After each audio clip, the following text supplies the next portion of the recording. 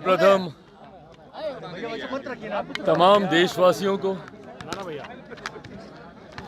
विशेषतः मेरे प्रदेश के तमाम बिहार वासियों को मकर संक्रांति की ढेर सारी बधाई, ढेर सारी शुभकामनाएं।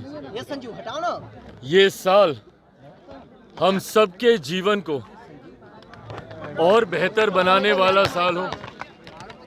ये साल हम सबके जीवन में खुशियां लाने वाला साल हो। महत्वपूर्ण साल ये हमारे राज्य के लिए चुनावी दृष्टिकोण से भी है। इसी साल बिहार में विधानसभा के चुनाव भी होने हैं। ऐसे में मैं ये मानता हूं कि ये साल एक बार पुनः बिहार की राजनीति में एक डबल इंजन की सरकार बनाने वाला साल ये होगा, जहां केंद्र में एनडीए की सरकार तो वहीं बिहार में पुनः इस बार एनडीए की सरकार को बिहार की जनता चुनने का फैसला लेगी और ये डबल इंजन की सरकार मिलकर अगले 5 सालों में बिहार को विकास की राह पर और तीव्र गति से आगे लेकर जाने का ये कार्य करेगी। हमारे प्रधानमंत्री जी ने 2047 तक भारत को एक विकसित देश बनाने का लक्ष्य रखा है। ऐसे में भारत का हर एक राज्य विकसित राज्य बने, ये महत्वपूर्ण है।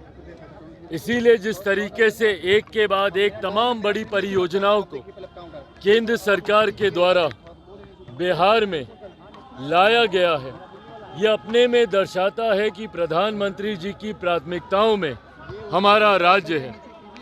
जहां कभी बिहार में देश में मात्र 2 एम्स होते थे, अब बिहार में 2 एम्स हमारे होने जा रहे हैं। सड़कों का जाल हो या केंद्र की गरीब कल्याण की तमाम परियोजना हो, इस सोच के साथ कि बिहार जल्द एक विकसित राज्य बने, हमारी केंद्र की सरकार, हमारी बिहार की सरकार मिलकर कार्य करने का प्रयास कर रही है। मैं मानता हूं कि आज मकर संक्रांति के दिन हमारी उस सोच को, हमारे उस संकल्प को और मजबूती देने का कार्य करेगी और मजबूती के साथ हमारे एनडीए के तमाम नेता, कार्यकर्ता, सांसद, विधायक, मंत्री और मजबूती से आने वाले समय में कार्य करेंगे। एक बार फिर से आप सबके माध्यम से आप सबको, आपके परिवार वालों को और पूरे बिहार की जनता को मकर संक्रांति की ढेर सारी शुभकामनाएं। नीतीश कुमार से टाइमिंग मिली नहीं आपकी, आप लेट पहुंचे, नीतीश कुमार पहले पहुंचे, क्या है ये?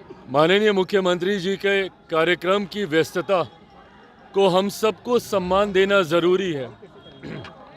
ऐसे में मैं भी आस्तिक हूँ, पूजा पाठ में काफ़ी विश्वास रखता हूँ।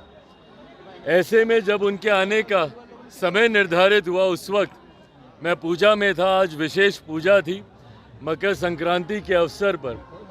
मेरे लिए संभव नहीं था कि मैं तुरंत उस पूजा को छोड़कर आ सकूं। ऐसे में उनका आना ज़्यादा मायने रखता है। वो आए, उन्होंने अपनी शुभेच्छाएं दी, उन्होंने अपना आशीर्वाद दिया, ये हम सब के लिए ज़्यादा मायने रखता है।